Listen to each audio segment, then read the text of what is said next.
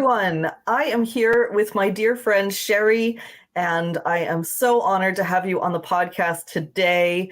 Cheri works with people around story and how story can really help your business. And I think she also has a very different perspective on it than what you usually hear when you think about stories and marketing and how those things combine. So I'm so excited to hear you speak about how that all works. Welcome.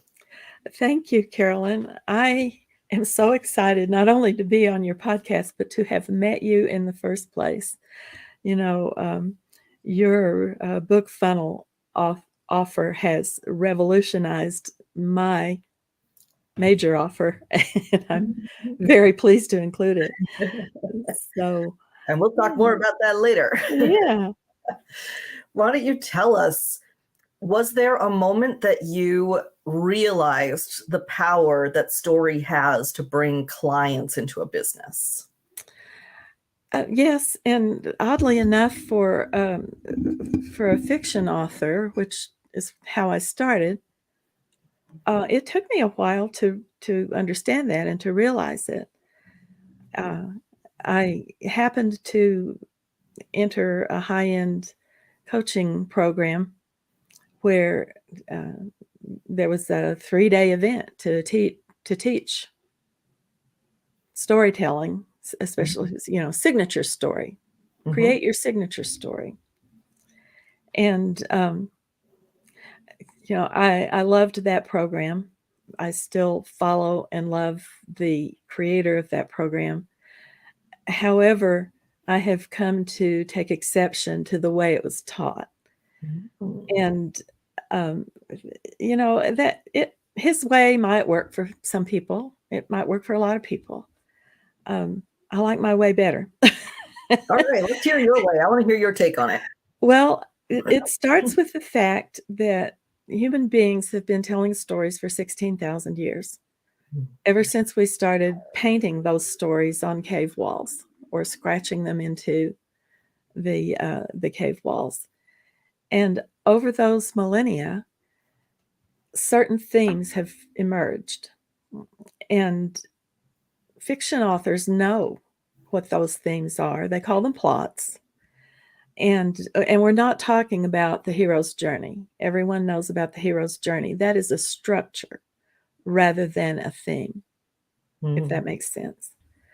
So a gentleman named Christopher Booker, and I always get to this point and think, why did I not review all 7? But Christopher Booker wrote a book about the 7 core plots. And what he's talking about is the themes that human beings have internalized over those millennia, recognize as something familiar and comfortable.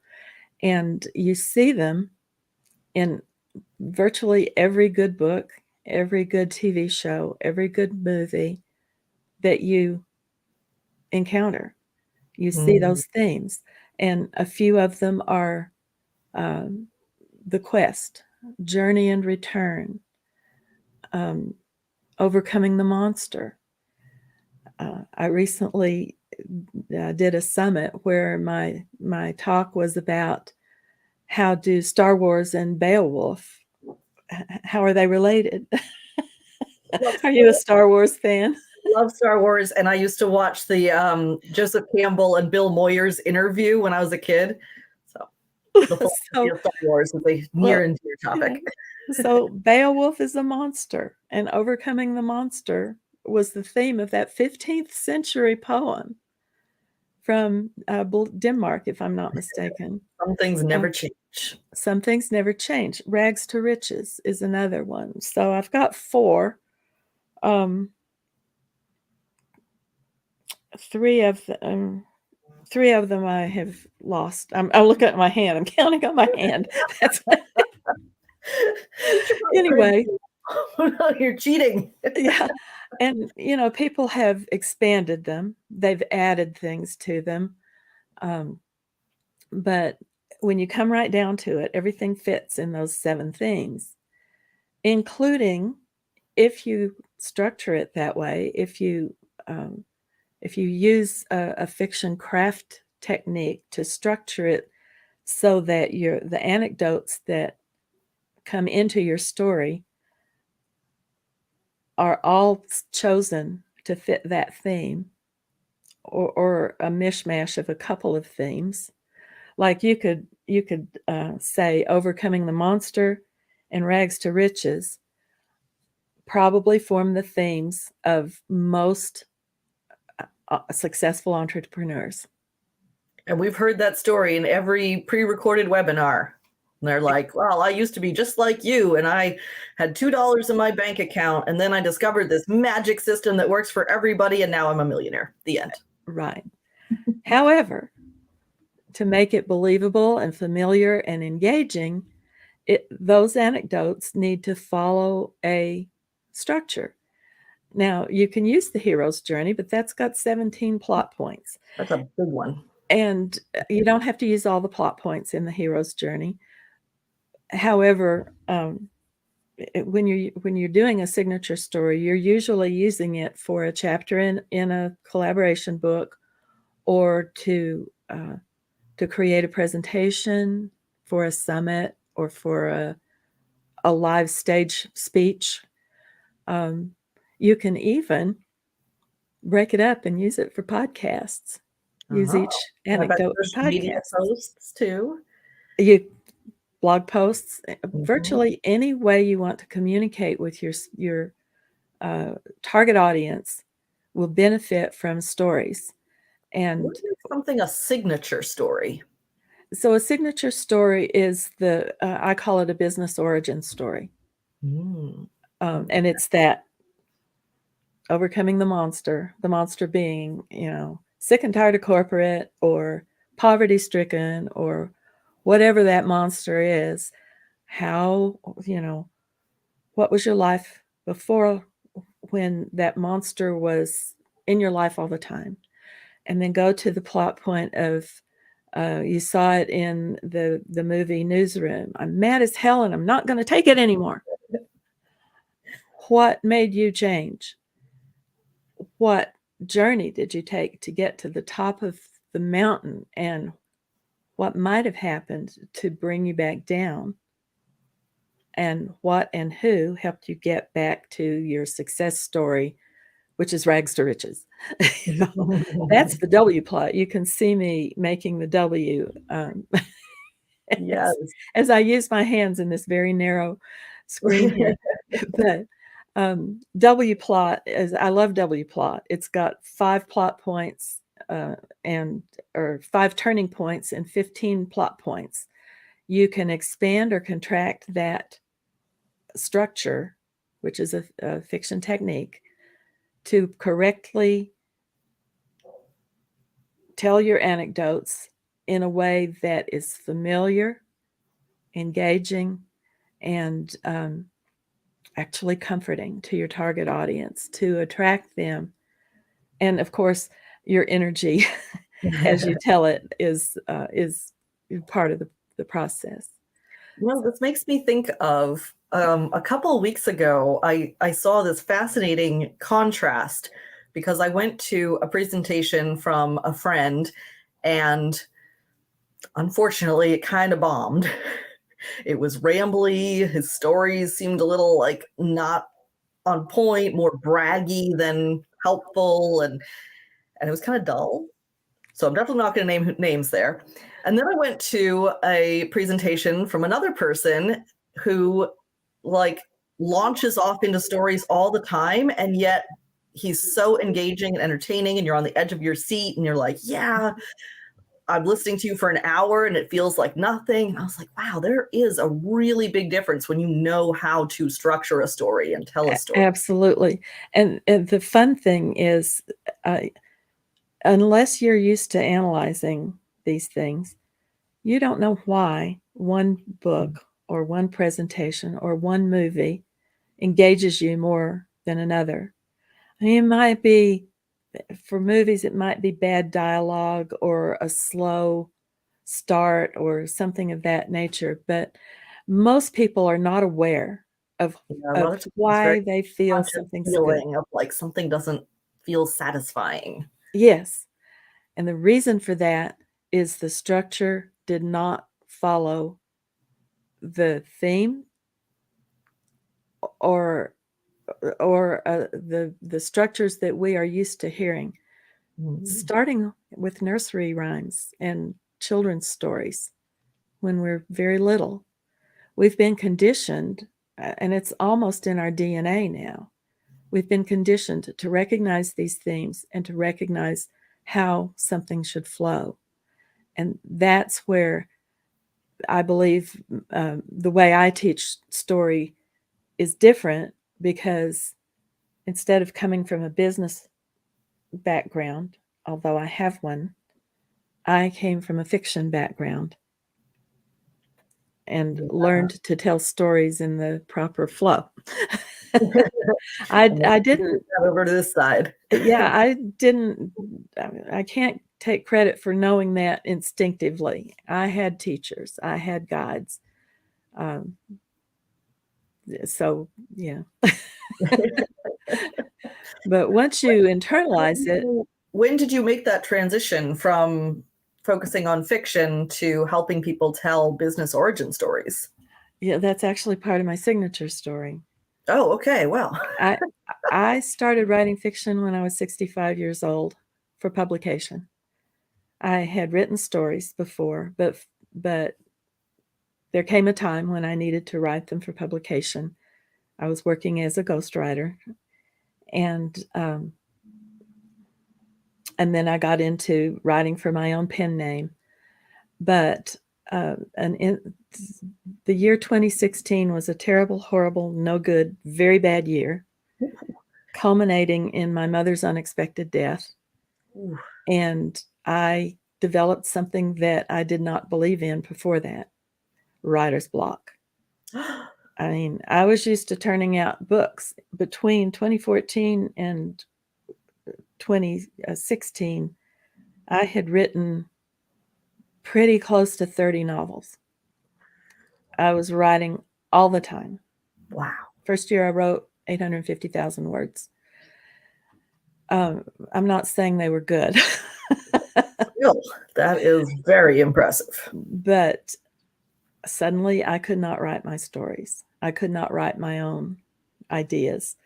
I did go back to one of my ghostwriting clients and wrote a few more novels, but then something in his life made it impossible for him to pay me, and I needed some income.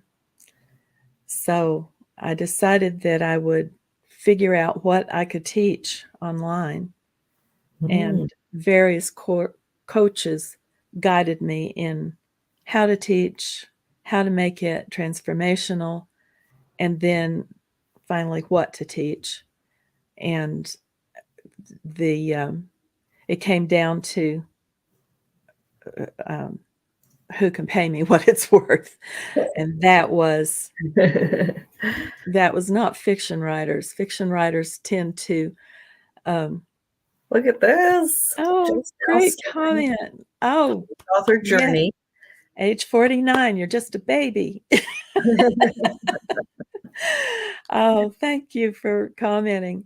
No, it's I have always had a heart for the starving artist, but I don't want to be one. Yes, So let's tell a new story about artists. exactly. And you know, eventually I hope to be able to help those people because other people have made it possible financially for me to do so. So that's really letting you behind the scenes. Most people won't admit that. Yeah. But Oh, it's been very rewarding, because I've realized that even though they don't consider themselves authors, the people that I'm attracted to work with, which is coaches, course creators, light workers, energy workers, these people have a heart for their clients, And that, I believe, is why I was attracted to them and they to me, because I want to help them succeed in their calling in life, in their mission in life.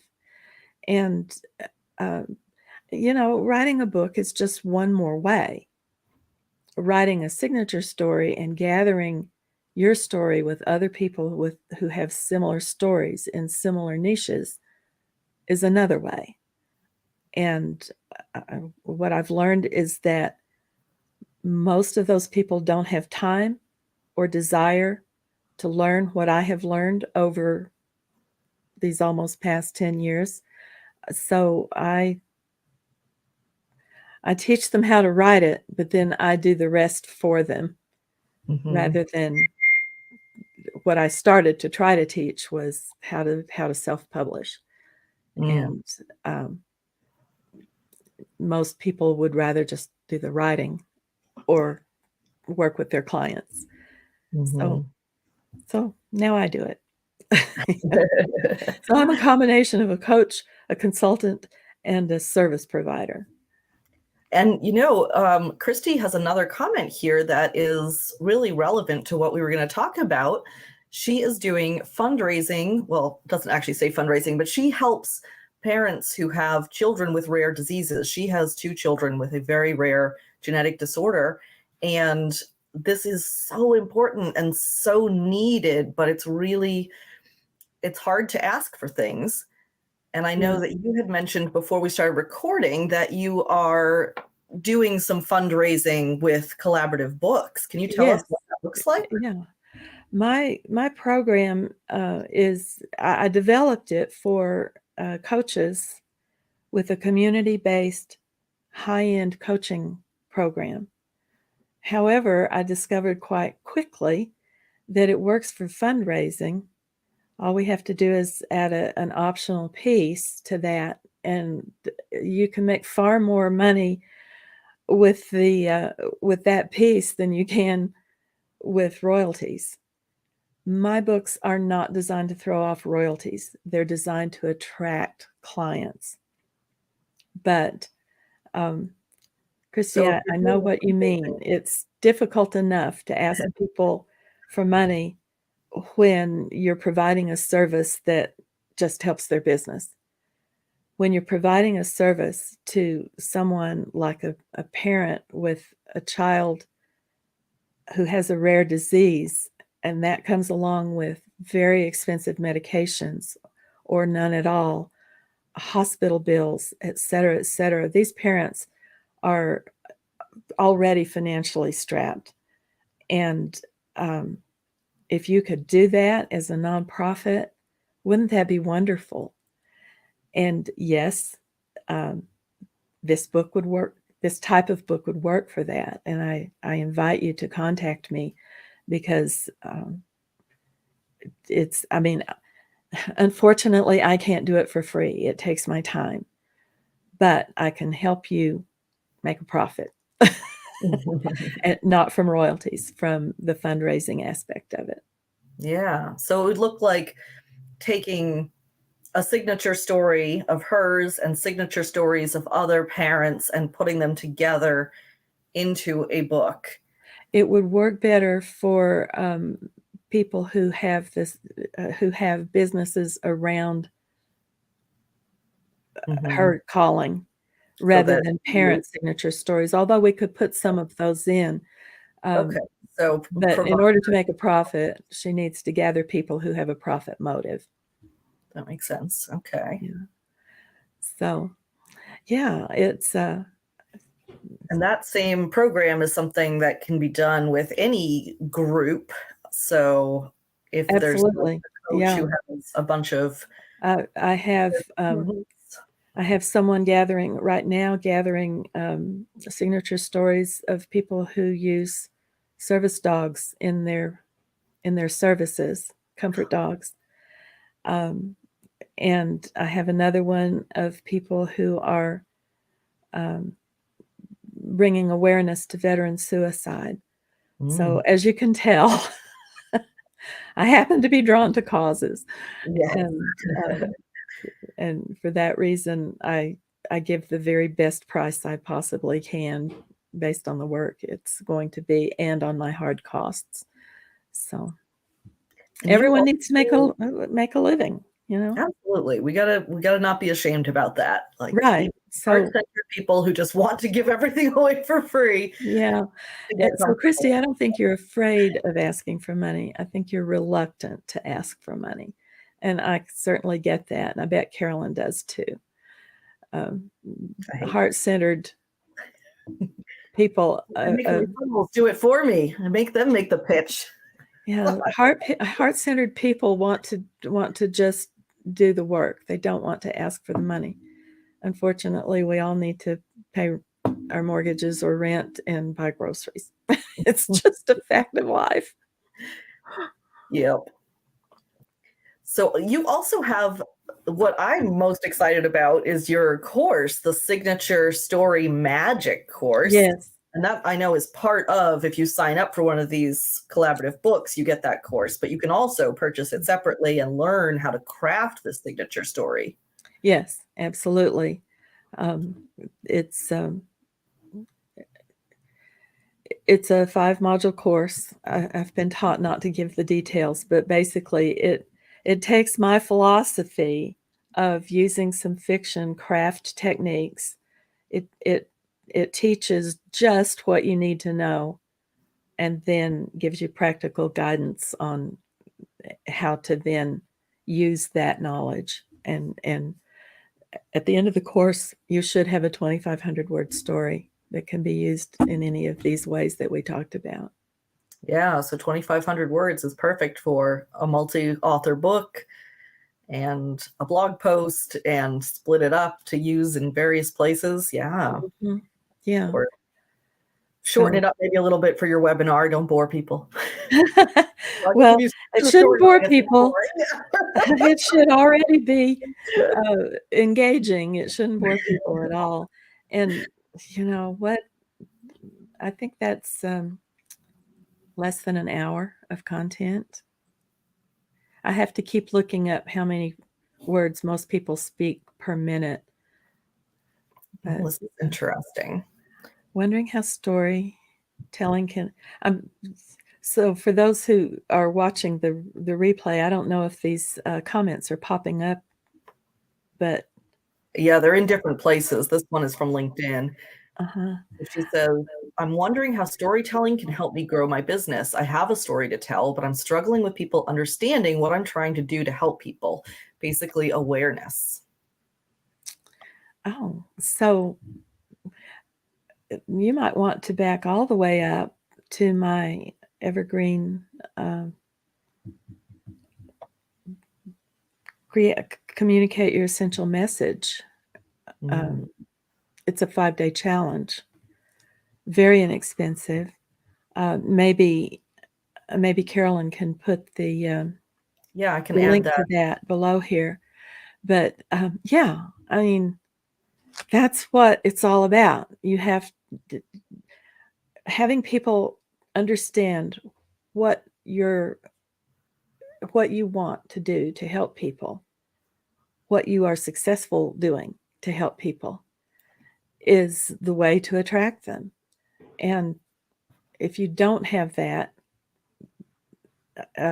couched in language that the people you want to attract can understand, and to understand how you mean it, then it's going to be difficult to attract the clients. So, how would you plot and structure, theme, whatever we're calling it, for Queen Lady Nails is kind of a story of discovering that the gel nails that people are using are not healthy and safe, and developing a new product Oh, really? that can be used by salons and nail technicians to make healthier, safer nails. Okay. How So did she tell that something story to attract customers? led her to research that. Maybe her own nails were becoming unhealthy, or maybe she was a manicurist whose clients were beginning to show unhealthy nails. So that's the before. And something prompted her to do research. In doing that research, she found that people shouldn't be using these products. So that's the second turning point.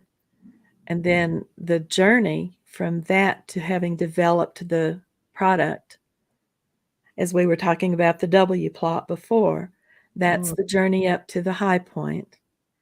And now she's got another problem.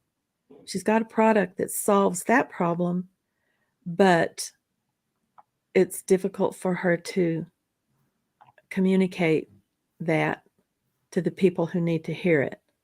So now she's at a low point, and the rest of the story is learning how to communicate that. Now, I'm taking that from my perspective of, helping people with their marketing.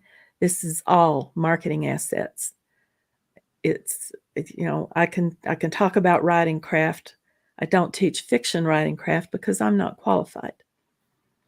But in order for her to tell her own story, she would want to take the course. She would want to learn what that structure is, what those turning points are, and how she can use transitions to get from one turning point to another. Because in a signature story, you don't have time for 15 plot points. There aren't enough. Transitions are super critical, especially at that moment of turning from the story into the, okay, are you going to be a client kind of moment? Into the journey. Because we all have our journeys. Most of us teach what we had to learn in order to transform ourselves to perform the service. So we can most people, this is the journey that you can go on. And exactly. Which brings up a good point. My solution is not for every client or every prospect. Everyone has their own transformational energy that attracts their ideal clients. So through this type of exposure, I get to meet more people who might be my ideal client. And if what I'm talking about resonates, then they'll contact me. If it doesn't, then I urge them to contact someone else who talks about signature story and see if their program works for you. Because no matter who it is that's teaching you how to write the story or how to develop the story, you need the story in order to attract your clients. That really touches on something that I've been observing, that a lot of marketers are out there saying, I have the correct way to do blah, blah, blah. Like there's a magic way. And if you could just access it, all you have to do is pay me money and you can have the one way that works for everyone. And there just is not a one size fits all. There isn't. There's no magic. To me, the best marketing tactic that works is the one that aligns best with you and what feels good for you. Exactly. And not only that, but no one tactic creates an entire strategy. I don't by any means suggest that you leave your client attraction to a chapter in one collaboration book. That's a piece of the strategy, not the whole strategy. It's a very good strategy because, one, that book is out there for as long as Amazon exists, at least. And since they're taking over the world, they're probably going to be around for a while. Yeah, pretty safe bet. And Amazon is just the major one. There are other online distributors as well. But the point is, the book is timeless, whereas other types of marketing change. They change rapidly. And with the addition of the marketing asset for the book itself, we can keep it selling so that it's, and again, it's not about royalties. It's not going to give you much royalty. But we can keep it, at least not as an ebook, not as a physical book. As an audio book, that's a different story. It's pretty up and coming. And we can work on that too. But the major ongoing profit is from you selling your services or program or coaching, whatever the case may be, even personal services like nails, to your ideal clients who will come back and buy more and more and more from you. So it's not the be all and end all. A guru will tell you it is. I'm telling you it isn't. And because I can do that because I'm not a guru.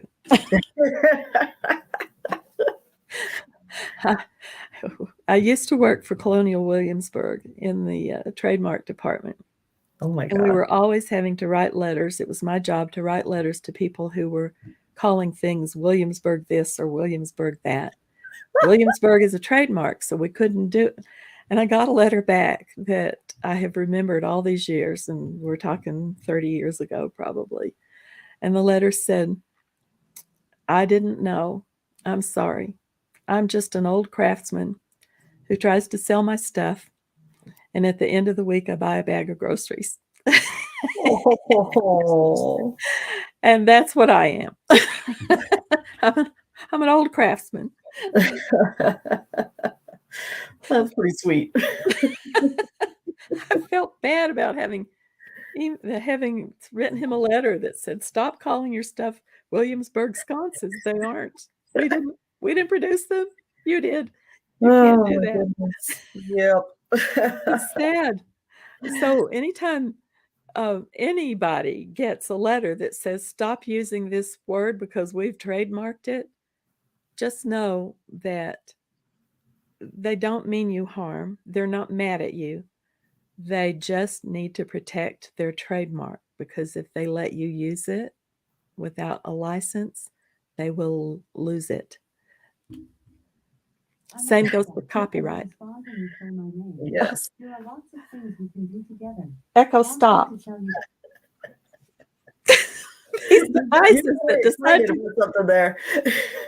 These devices that decide to get into the conversation. Yes.